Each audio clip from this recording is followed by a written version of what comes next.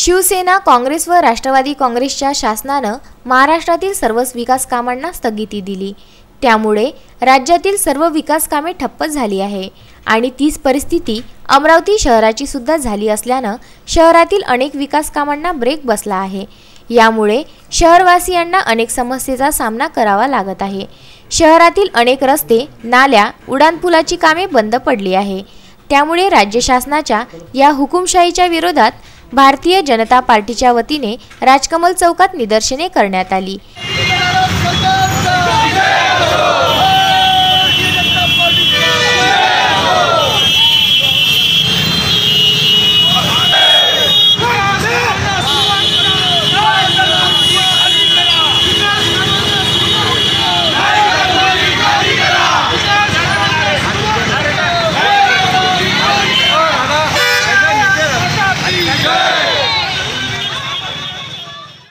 महाराष्ट्रामध्ये भारतीय जनता पार्टीचं सरकार असताना महाराष्ट्राचे मुख्यमंत्री तत्कालीन देवेंद्र फडणवीस साहेबांनी आम्हाला अमरावती महानगरपालिकेच्या विकासाच्या संदर्भामध्ये मूलभूत सुविधा, आउटस्कट आणि शिवसृष्टी या उपक्रमासाठी ही पैसा या महानगरपालिकेला दिली होती। त्याची प्रशासकीय मान्यतासुद्धा त्या काळात दिली होती।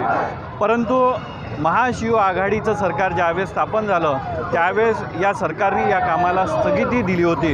या बाबीचा आम्ही निषेध करतो। या अमरावतीच्या विकासासाठी आम्ही कटिबद्ध आहे, परंतु या सरकारला सूडबुद्धीने राजकारण न करता चांगल्या पद्धतीने राजकारण करावं आणि आमचा हा जो विकास कामाला त्यांनी जी स्थगिती दिली ती स्थगिती लवकरात लवकर उठवावी अशी मागणी या निमित्ताने मी करतो। यावेळी महानगरपालिकेचे महापौर चेतन गावंडे यांनी राज्य शासनाचा जाहीर निषेध केला।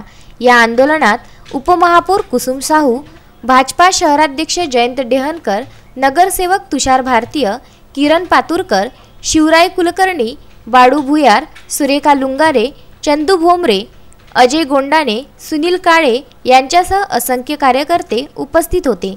Vidarbha news bureau, Amravati.